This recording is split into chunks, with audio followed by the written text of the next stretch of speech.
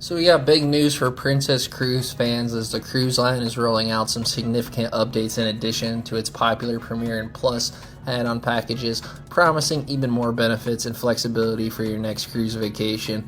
But as often happens with new perks, this also comes with a bit of a price increase. At least this is what the cruise line wants you to think.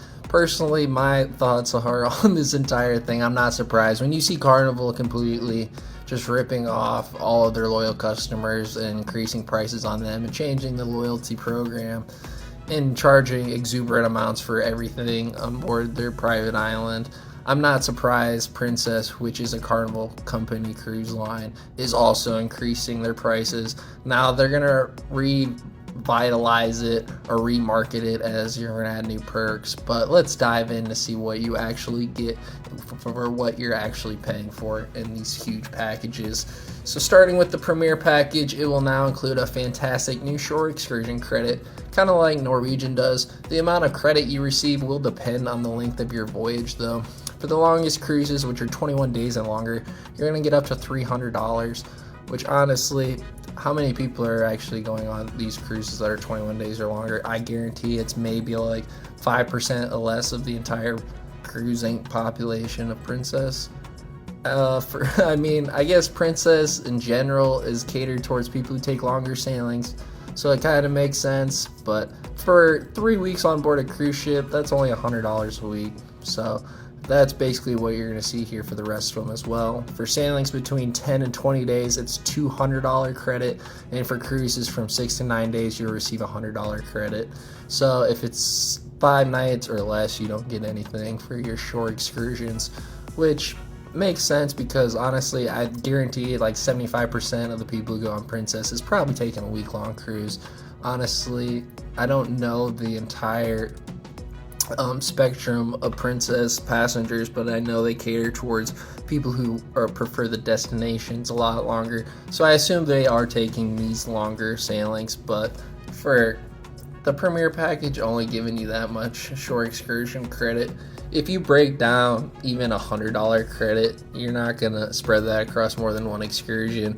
$200 credit, you're probably not, that's probably one excursion as well. And then the $300 credit, you might splurge that on one excursion as well. So I would want the shore excursion credits to cover multiple different excursions, kind of like the Norwegian one does, where it's like $50 for the first person on each shore excursion. But that's just my opinion. The Premier package will still feature many of the most popular amenities guests already love, including the unlimited beverage package, unlimited dining at both casualty and specialty venues, Wi-Fi access for up to 4 devices, reserved show seating, and more. So now for the Plus package, which is a bit less extensive but still packed with value, is also getting an update. It will now double the casual dining meals for each sailing. Guests enjoy 4 meals at delicious venues like Kai Sushi, Planks Barbecue, the Salty Dog Gastropub, and Alfredo's Pizzerini. Depending on which venues are available on your specific ship, other key inclusions in the Plus package remain the Plus beverage package, Wi-Fi for a single device, and waived fees for a room service and Ocean Now delivery. A great perk that's included in both packages is the daily crew appreciation gratuities. This is a big one as it ensures guests aren't surprised by the lump sum charges at the end of their sailing, making your budget more predictable.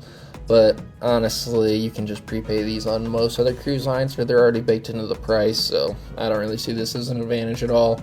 Alfredo Jimenez, Princess Cruise Line's Vice President of Onboard Revenue, emphasized the thought behind these changes, stating, "By thoughtfully evolving our packages, we're ensuring they reflect what our guests truly desire: more flexibility, enhanced culinary experiences, and opportunities to explore ashore, all while retaining the exceptional benefits they've come to expect.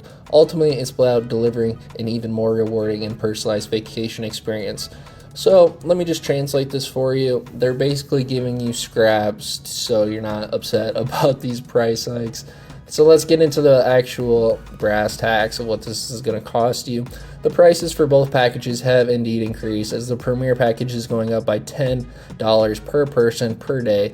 It will now be a $100 daily charge. The Plus package is increasing by $5 per person per day to $65. So obviously you might not think anything of this, but if you include the price hikes for like just a 7-day cruise, that's either $35 per person per day, or that's $70 per person per day.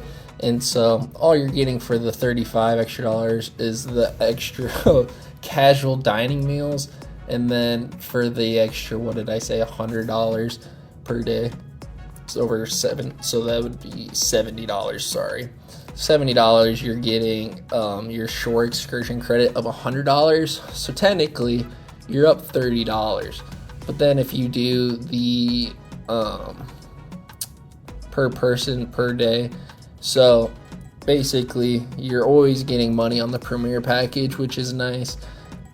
But if you don't want these shore excursion credits or these dining meals, you have no choice. You're just paying this regardless, which kind of sucks because the casual dining meals, which is nice, you're also kind of stuck in that. You feel obligated to go to those menus even if you don't want to go.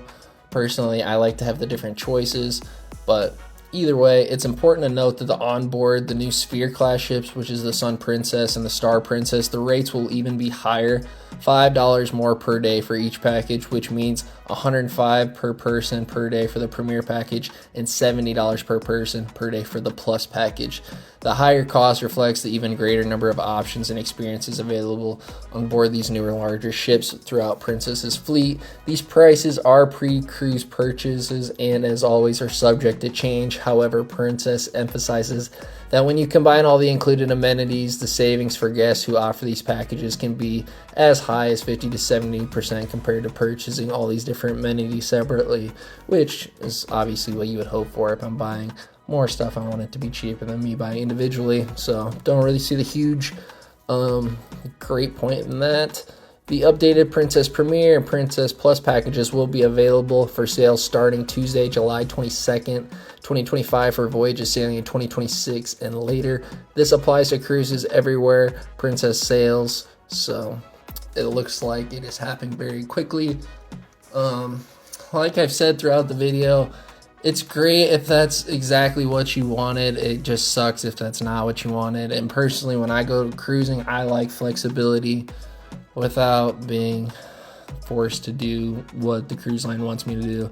So with the Plus package, you're now forced to be at these casual dining meals, even if you don't want them, which is great. I mean, they have to give you something, but personally, I just don't think it's enough. And then for the shore excursion credit, I don't think it's enough either.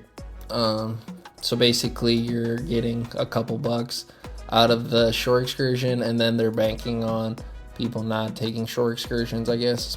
I'm not really sure, but I don't know. Let me know what your thoughts. I guess technically it's great if you want these things already, and it kind of sucks if you don't. So don't really know how to feel. It's kind of great. It kind of sucks.